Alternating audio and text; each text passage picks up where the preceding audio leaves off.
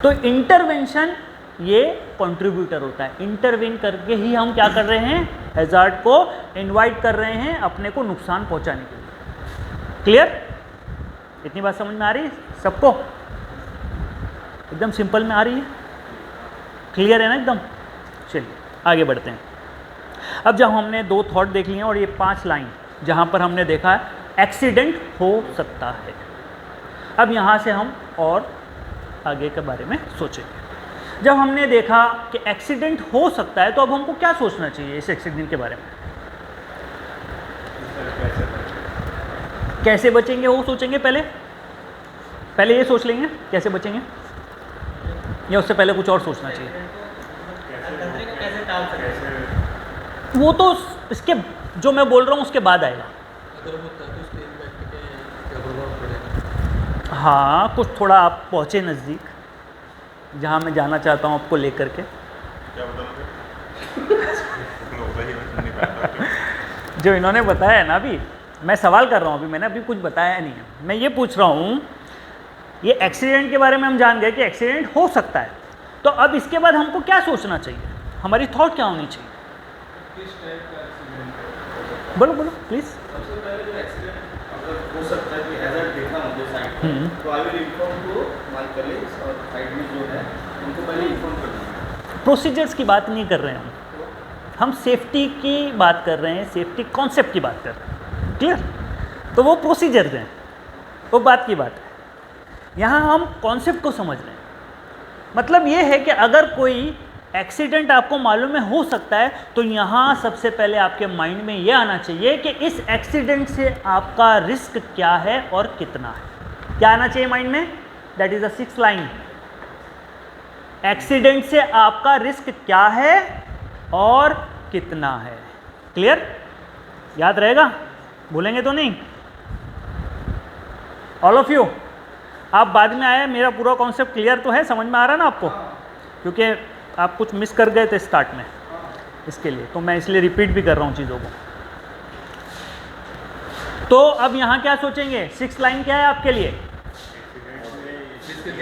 हाँ, एक्सीडेंट में नहीं, एक्सीडेंट से रिस्क क्या है और कितना है। अब बात समझ में आई? अब यहाँ से अब हम सोचेंगे और बात करेंगे रिस्क के बारे में। किसके बारे में? रिस्क के बारे में, इश्क के बारे में नहीं।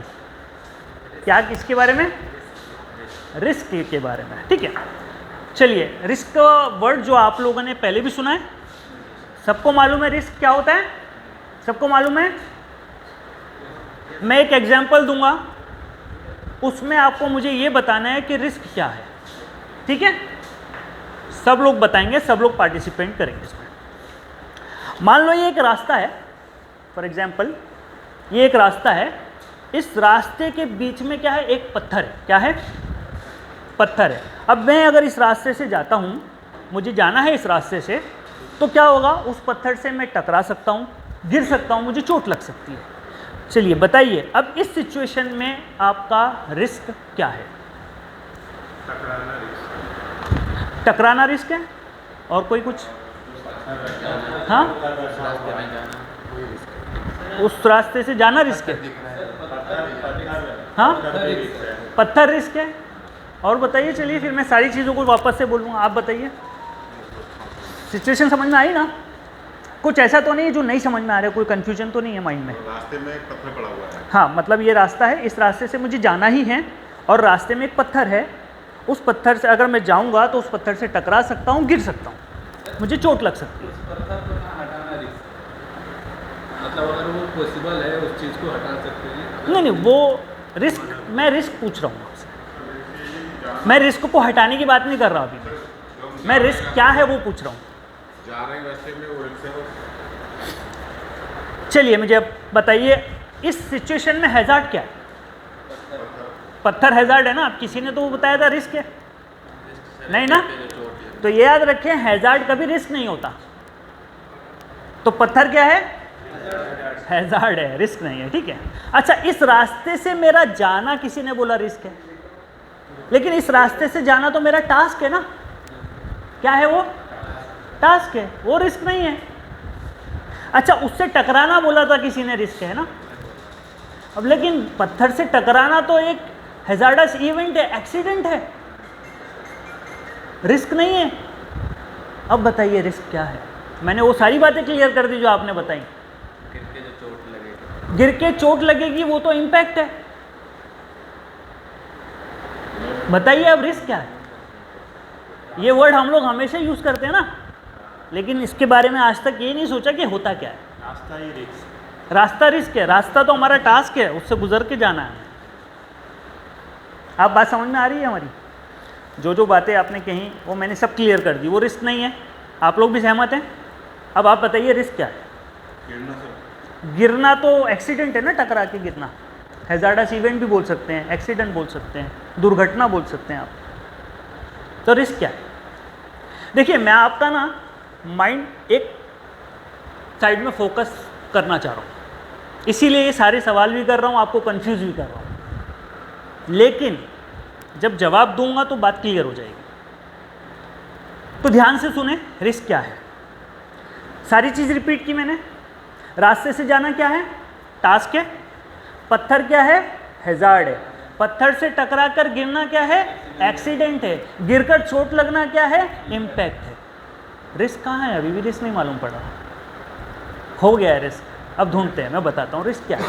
चलिए, मैंने एग्जाम्पल क्या दिया था कि पत्थर से हम टकरा सकते हैं और गिर सकते हैं। क्या कहा था? ऐसा तो नहीं है ना, जब पत्थर हमने देखा तो ऐसा तो नहीं है 100% यार पत्थर है अब तो गिरना ही पड़ेगा 100%, ऐसा तो नहीं है ना। मतलब there is some chances of happening that accident, है कि नहीं? पत्थर से टकराने के कुछ चांसेस है ना, वो चांसेस मतलब संभावना। क्या है? मतलब एक्सीडेंट होने की संभावना और उसके बाद जो इम्पैक्ट है वो दोनों ही हमारा रिस्क है। क्या है? अगर ये सवाल मैं डायरेक्टली सेफ्टी वालों से पूछता कि व्हाट इज रिस्क, तो आप बोलते कॉन्सिक्वेंसेज एंड चांसेस, मुझे मालूम। लेकिन जब सिचुएशन मैंने दी तो किसी का जवाब नहीं आया। इसका रीज़न क्या है वो भी बताता हूँ।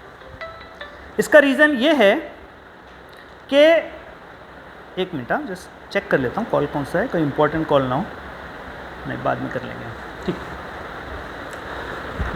मैंने इस सवाल को इस तरह से क्यों पूछा, ये क्लियर करने के लिए कि जो बुकों में लिखा हुआ है वो रटा हुआ जवाब कोई भी दे सकता है, लेकिन उसको समझकर अप्लाई करना आना ज़रूरी है। एज अ सेफ्टी ऑफिसर आपको मालूम है व्हाट इज रिस्क।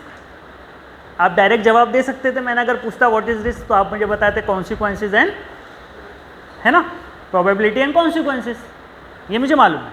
लेकिन इसको मैंने सिचुएशन देके प्रैक्टिकल में आपसे इसलिए पूछा क्योंकि मैं ये जानता हूँ बहुत सारे लोगों को ये रटा हुआ है, पढ़ा हुआ है, लेकिन उसको अप्लाई करना नहीं आता। तो ये आपको क्या हुआ, अप्लाई करना आएगा कि रिस्क क्या होता है। अगर आप कहीं देखें सिचुएशन में, जैसे कि फॉर एग्जांपल यहाँ पर ये है, मैंने सिचुएशन बताई थी, गर्म पानी है, कॉर्नर पे रखा हुआ है, बॉटल खुली हुई है। अब यहाँ इस सिचुएशन में मेरा रिस्क क्या है? मेरा रिस्क है पानी गिरने के मुझ पर चांसेस और मेरा जलना, ये मेरा रिस्क है। क्लियर है एवरीवन, ऑल ऑफ यू? कोई कन्फ्यूजन तो नहीं है अब? तो अगर कोई आपसे सवाल पूछे कि रिस्क क्या है, तो ये नहीं कहेंगे सिर्फ कॉन्सिक्वेंसेज और प्रोबेबिलिटी, सिर्फ इतना जवाब नहीं होना चाहिए। जवाब क्या होना चाहिए? एक्सीडेंट होने की संभावना, या फिर आप कहेंगे एक्सीडेंट होने के चांसेस और उसका परिणाम और उसका इम्पैक्ट, ये रिस्क होता है। क्लियर है? अभी रिस्क क्या होता है ये माइंड में सेट हो गया होगा, ठीक है। अब यहाँ से आगे का एक नेक्स्ट पड़ाव चालू करेंगे अपना। पहला हमने 5 लाइन याद की थी, 6 लाइन को आपस से रिपीट करेंगे। पहली लाइन क्या थी? हर नुकसान से बच, सब लोग बोलें प्लीज, सबका पार्टिसिपेशन चाहिए। हर नुकसान से बचना सेफ्टी है। नुकसान हमें किसी भी खतरे से हो सकता है, इसीलिए खतरे की पहचान। पूरी लाइन बोले यार, पूरी लाइन बोले। मैंने पूरी, आधी लाइन मैं बोल रहा हूँ, पूरी आगे का खाली वर्ड बोल रहे हैं आप। स्टार्ट से बोलें, फिर से जैसा बोलूँगा आप लोग वैसे रिपीट करेंगे। पहली लाइन, हर नुकसान से बचना सेफ्टी है। नुकसान हमें किसी भी खतरे से हो सकता है, इसीलिए खतरे की पहचान ज़रूरी है। खतरा हमें नुकसान कब पहुँचाता है? जब वो हमारे संपर्क में आता है किसी इंटरवेंशन के थ्रू। कोई ना कोई इंटरवेंशन से जब वो हमारे संपर्क में आता है तब हमें वो नुकसान पहुंचाता है। उसके बाद मतलब ये है कि एक्सीडेंट हो सकता है। एक्सीडेंट हो सकता है तो हमको क्या सोचना है कि इस एक्सीडेंट से हमारा रिस्क क्या है और कितना है। तो मैंने क्या बताया, रिस्क क्या होता है, रिस्क क्या होता है, क्या बताया मैंने? खतरे के होने की संभावना नहीं बताया, एक्सीडेंट होने की संभावना और उसका परिणाम, उसका इम्पैक्ट, ये आपका रिस्क होता है। क्लियर? तो यहाँ तक की लाइन समझ में आ गई। टोटल मेरे ख्याल से 7 लाइन हो गई होंगी। जो लोग बाद में आए हैं समझ में आ रहा है उनको? आपको पूरा कॉन्सेप्ट क्लियर? मैंने वो रिपीट आपके लिए किया है, आप अभी आए हैं ना, इसीलिए। तो पूरी सब 7 लाइन समझ में आ गई ना? ठीक है। अभी यहाँ से अब आगे क्या सोचना है। जब आपको पता है कि ये काम में, कोई सिचुएशन में या कोई एक्टिविटी में आपने रिस्क देखा है कि रिस्क आपका क्या है, तो आपको अब ये भी देखना ज़रूरी है कि रिस्क कितना है। पहले क्या देखा, रिस्क क्या है, अब क्या देखना है साथ में इसके, रिस्क कितना है। तो अब आप लोग बताइए, फॉर एग्जाम्पल एक सिचुएशन ये है, यहाँ गर्म पानी है, ढक्कन खुला हुआ है, कॉर्नर पे बॉटल रखी हुई है। बताइए यहाँ पर रिस्क कितना है, बताइए। आपका कैलकुलेशन कैसे आएगा पहले मैं जानना चाहता हूँ। मीडियम रिस्क है, कैसे समझाइए।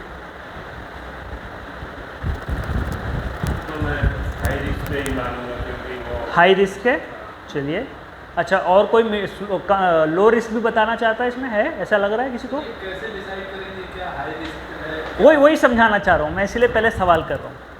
पहले मैं आपका लेवल समझना चाह रहा हूँ कि आप क्या सोच रहे होंगे, इसके बाद फिर मैं समझाऊंगा।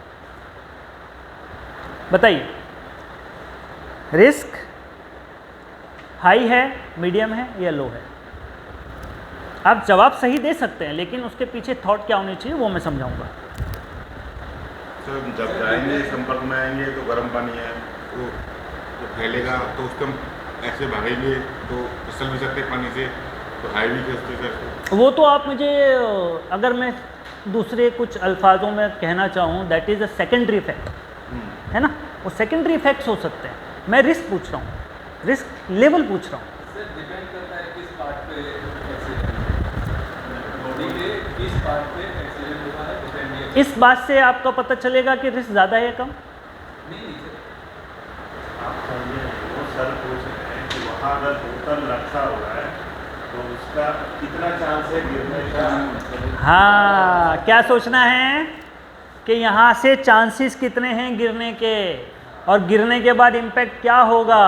इम्पैक्ट क्या होगा, गर्म पानी जला देगा। जलना एक बहुत बड़ा, तो नहीं, खाली जलना हाई रिस्क नहीं बोल रहा हूँ मैं, बात उसका गिरने की संभावना भी तो देखनी है।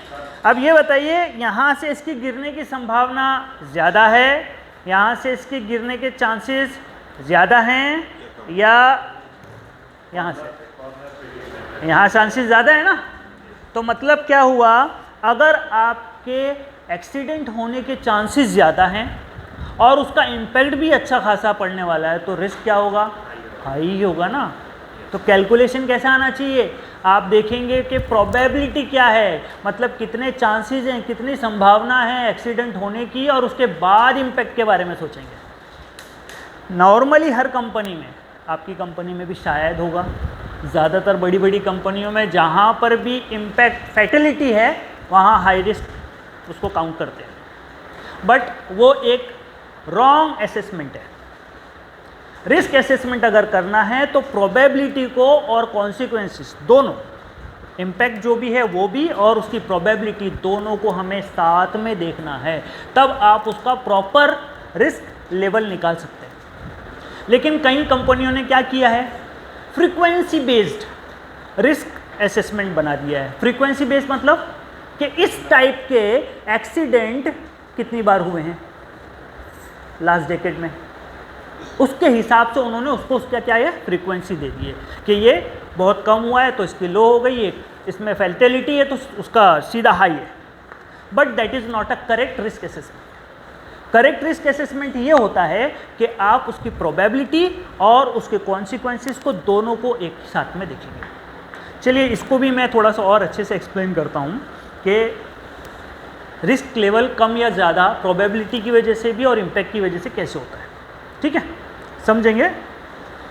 यहाँ तो बहुत 4 दरवाजे हैं। चलो हम लोग, ये एक हॉल है मान लीजिए, और यहाँ एक एंट्री है। ये एंट्री के सामने यहाँ पर एक क्या है, खड्डा है, जिसमें से क्या कोई भी आएगा तो ट्रिप हो सकता है ना। एक खड्डा यहाँ सामने है और एक खड्डा वहाँ कॉर्नर पे है। ठीक है, अब मुझे बताइए कौन से वाले खड्डे से ज़्यादा रिस्क है? दरवाजे वाले से। सब लोग अग्री करते हैं बात, बिल्कुल सही जवाब है। लेकिन क्यों, रीज़न भी बताएं। क्योंकि दरवाजा उसको खोलते हुए खोलेंगे तो अचानक वो आएगा खड्डा है। देखिए ये जो सारी एक्सप्लेनेशन आप दे रहे हैं, मुझे मालूम है आप ये सोच रहे हैं, लेकिन आपकी सोच ये होनी चाहिए वहाँ पर चांसेस ज़्यादा हैं। क्या हैं? ये आपने जो बताया चांसेस के रीज़न है, ये चांसेस क्यों ज़्यादा हैं? बात समझ में आई? मतलब हमारा थॉट प्रोसेस क्या होना चाहिए? मैं आपका पॉइंट मतलब बोलता हूँ ना, एक फोकल पॉइंट पे लाना चाह रहा हूँ। कोई भी जब रिस्क आप देख रहे हो ज़्यादा या कम है, अभी तो इसकी बात कर रहा हूँ, तो आप उसको अगर ज़्यादा बता रहे हो तो आपके माइंड में क्या होना चाहिए कि वहाँ प्रोबेबिलिटी ज़्यादा है, बंदा गिरेगा तो चोट लगेगी, तो मतलब हाई रिस्क वहाँ है। यहाँ पर क्या है, प्रोबेबिलिटी कम है, बंदा अंदर आएगा, आइडेंटिफाई कर सकता है, रिकॉग्नाइज कर सकता है कि यहाँ पे खड्डा है, थोड़ा बच के जा सकता है, तो कुछ कम लोग हो सकता है वहाँ गिरें। वो खड्डा कोने में है, वहाँ मुश्किल से कोई जाएगा, एक आध जन अगर गया भी तो हो सकता है वो गिर जाए, तो वहाँ पे रिस्क और ज़्यादा कम होगा। मतलब आप ये बताइए फ्लोर लेवल ये सेम है, बंदा यहाँ गिरे, वहाँ गिरे या वहाँ गिरे, इम्पैक्ट क्या होगा? सेम हो सकता है, इक्वल इम्पैक्ट होगा सबके, है ना। उसको तो हम काउंट कर सकते हैं ना कि भाई ये इक्वल इम्पैक्ट है, बट प्रोबेबिलिटी क्या है, अलग अलग है। यहाँ पर गिरने की संभावना ज़्यादा है, वहाँ संभावना कम है, वहाँ और भी कम है। तो संभावना के कम होने से रिस्क लेवल क्या हुआ, कम ज़्यादा हो रहा है कि नहीं हो रहा है? तो ये एग्जाम्पल इसलिए समझाया कि हम चांसेस को भूल जाते हैं, हमको चांसेस को भी देखना है कि चांसेस और साथ में उसके बाद कॉन्सिक्वेंसेस। ठीक है, को लेकर चल देते हैं जो मेन। हाँ, तो ये चीज़ इसलिए समझा रहा हूँ। चलिए इस एग्जाम्पल को थोड़ा सा चेंज करते हैं, जिसमें हम रिस्क लेवल कम ज़्यादा होगा, लेकिन किसकी वजह से? इम्पैक्ट की वजह से। प्रोबेबिलिटी सेम रहेगी। मेरा ही फ़ोन आ रहा है, लेट इट बी। अभी मान लीजिए इस हॉल में टोटल 3 एंट्रीज हैं। कितनी एंट्रीज हैं? एक वो है, एक यहाँ सेंटर में है और एक यहाँ पर है। ठीक है, हर एंट्री के सामने एक खड्डा है। क्या है? जिससे आप ट्रिप होके गिर सकते हैं, एक होल है। ठीक है, अब लेकिन फ्लोर जो है वो यहाँ है आपका PU फ्लोर, यहाँ पे एंटी स्किड टाइल फ्लोरिंग है, वहाँ पर रफ कंक्रीट फ्लोर है वो साइड। अब बताइए कौन से वाली एंट्री में जो खड्डे हैं, जो जितने भी हमने होल बताए हैं, कौन से वाले होल से ज़्यादा रिस्क है? यहाँ पर अगर यहाँ गिरे तो ये रिस्क, ये ज़्यादा रिस्की है या वो कंक्रीट वाला रिस्की है या टाइल वाला? बताइए। कंक्रीट वाला। कितने लोग मानते हैं कंक्रीट वाला है? ये PU फ्लोर है, यहाँ पर एंटी स्किड टाइल फ्लोरिंग है, और वो वाली साइड में क्या है? कंक्रीट फ्लोरिंग है। क्या है? Rough concrete flooring. अब बताइए कौन सी वाली साइड में ज़्यादा रिस्क होगा कंपैरेटिवली? हाँ, कंक्रीट वाला। सब लोग समझते हैं ये बात। तो कंक्रीट वाला क्यों? रीज़न क्या है? वह रफ है, इम्पैक्ट ज़्यादा होने वाला है, बट प्रोबेबिलिटी क्या है? सब जगह सेम है, प्रोबेबिलिटी सेम है, लेकिन फिर भी रिस्क लेवल कम ज़्यादा है यहाँ। क्यों है? सिर्फ इम्पैक्ट की वजह से। तो यहाँ मैंने ये 2 एग्जाम्पल इसलिए दिए हैं आपको समझाने के लिए कि रिस्क लेवल अगर देखना है तो जैसे आप चांसेस को देखते हैं वैसे उसके इम्पैक्ट को भी देखना है। दोनों को साथ में देखेंगे तभी आप उसका सही लेवल निकाल पाएंगे। बात समझ में आई? चलिए, आपको समझ में आई क्या नहीं आई? मैं एक सवाल करके पूछता हूँ, सवाल करता हूँ, और आपके जवाब से मुझे समझ में आएगा ये बात समझ में आई है कि नहीं। ठीक है,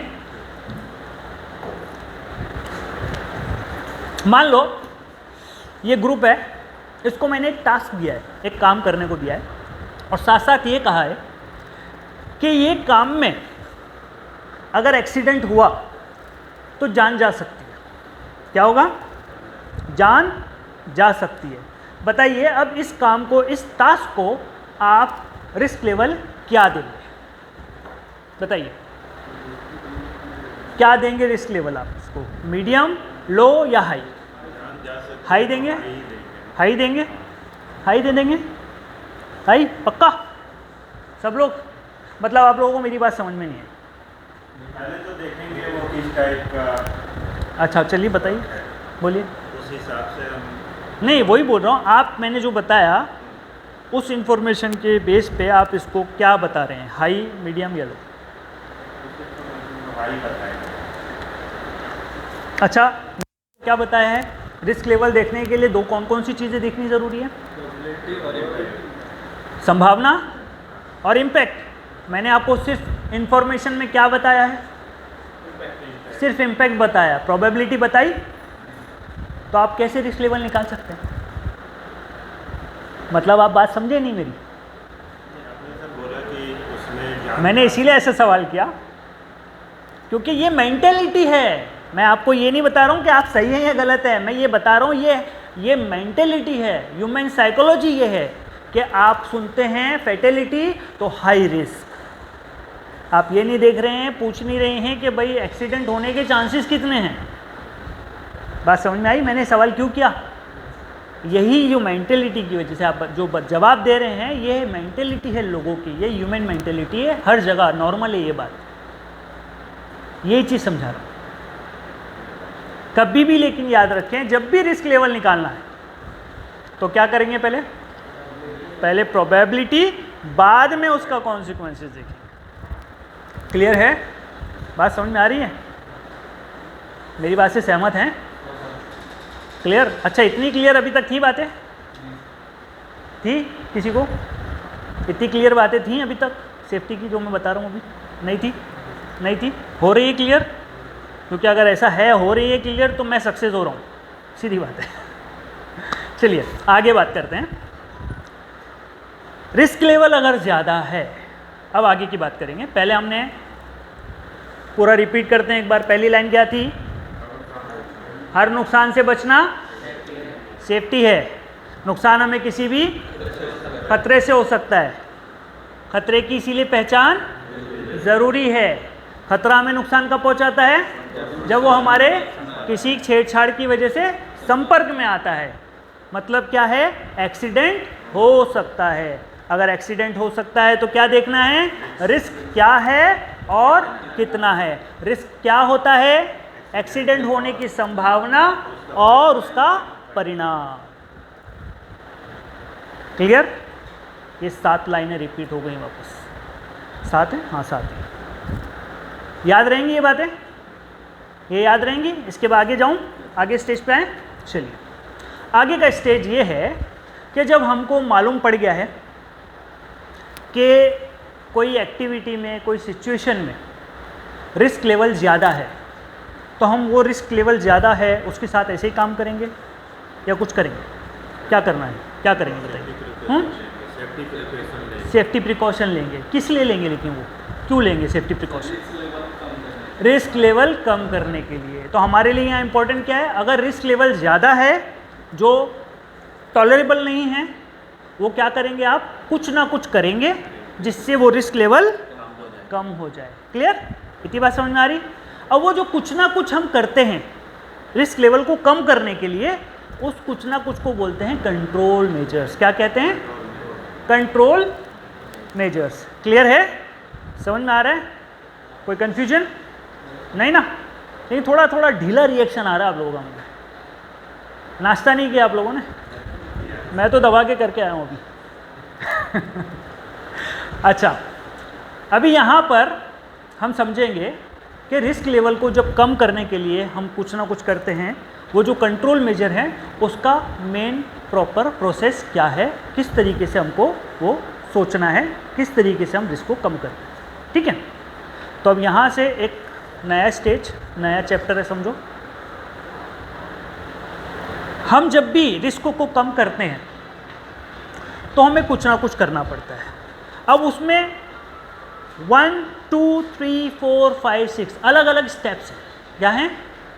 स्टेप हैं कि भाई इस तरीके से कम करेंगे, पहले एक तरीका है, वो नहीं तो वो पॉसिबल नहीं है तो दूसरा तरीका है, वो पॉसिबल नहीं है तो तीसरा तरीका है, या हो सकता है कॉम्बिनेशन में ये पहला तरीका भी आप दूसरा तरीका भी लेंगे और तीसरा चौथा भी कॉम्बिनेशन में आ जाए, पॉसिबल है। कोई एक तरीका भी अपना सकते हैं और इनके कॉम्बिनेशंस को भी अपना सकते हैं। क्लियर?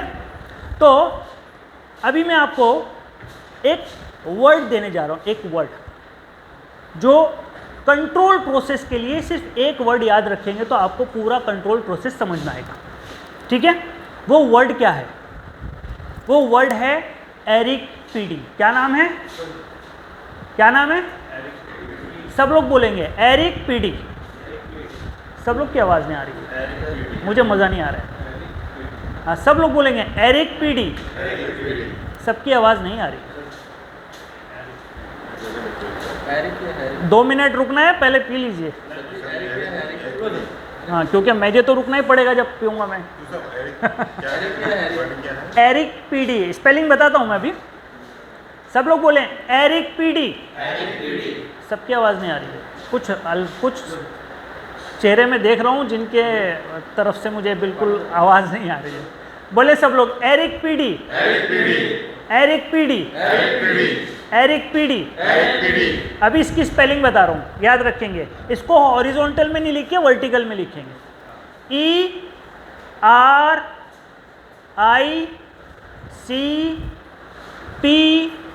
ERICPD। ई लिख लिया सबने? हाँ, मैं वापस से रिपीट कर रहा हूँ सब लोग।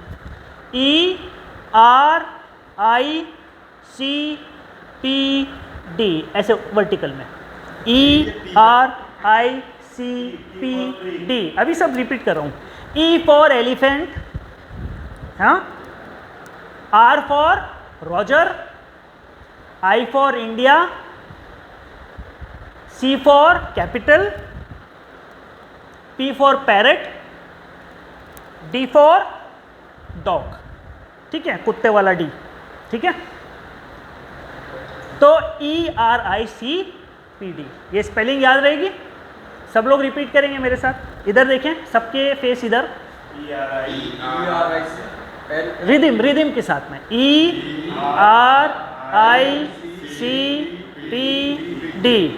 ERICPD। ERICPD।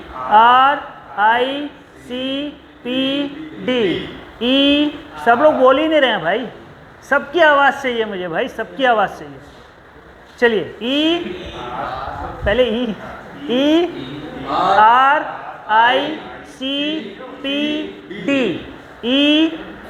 अरे बोलो भाई, शर्मा क्यों रहे हो? D फॉर डॉग, कुत्ते वाला D बोला मैंने। ओके, फिर से आप लोग सब बोले ERICPD।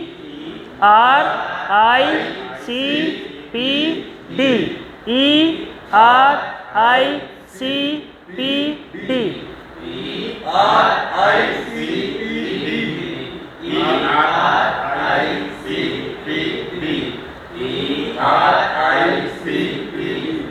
याद रहेगी? सबको याद रहेगी स्पेलिंग? ERICPD। ठीक है, अभी पहले आप लोग सत्तू पी लीजिए, उसके बाद में इसके बारे में बात करेंगे।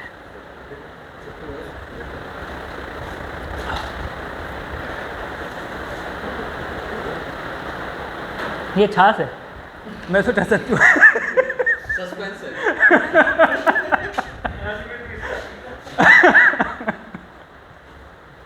पीने के बाद पता चला।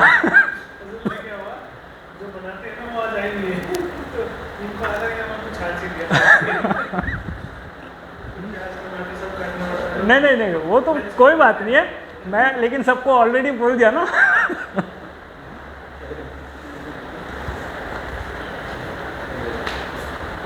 तो ठीक है, अभी E फॉर क्या है, R फॉर क्या है, I फॉर क्या है, एक एक करके हम समझेंगे। ठीक है, E फॉर होता है एलिमिनेशन। क्या होता है? लिख लीजिए, E फॉर होता है एलिमिनेशन। सब लोग बोलेंगे E फॉर एलिमिनेशन, सिर्फ एलिमिनेशन नहीं, E फॉर एलिमिनेशन ऐसे बोलते। यार केजी पढ़ी है ना सबने पढ़ी है ना, स्कूल गए ना, तो थोड़ा वैसे भी बोलेंगे, थोड़ा बोलेंगे सब लोग। E फॉर एलिमिनेशन, हाँ पूरा बोले, पूरे बोले।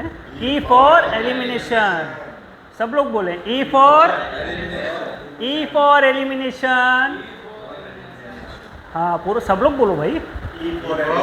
शर्मा क्यों रहे हो आप लोग? बोलने शर्मा रहे हो? नहीं तो हम सब बच्चे ही हैं अभी भी। E for elimination, R for reduction, R for reduction and substitution, पूरा लिखेंगे। R for reduction and substitution, पहले लिख लीजिए फिर मैं वापस सबको रिपीट कराऊंगा। I for isolation, I for isolation. C for, अब कंट्रोल है, कंट्रोल प्रोसेस है तो कोई दूसरे कंट्रोल है, मतलब कौन से कंट्रोल है यहाँ? C for admin control and engineering control. C for क्या आएगा? Admin control and engineering control. Clear? उसके बाद क्या है? P for PPE, P for PPE। D for क्या आएगा?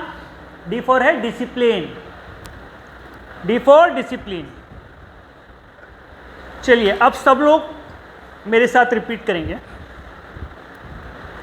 R फॉर, सॉरी R से नहीं, E for, sorry, E for elimination, E for elimination, E for elimination, R for reduction and substitution,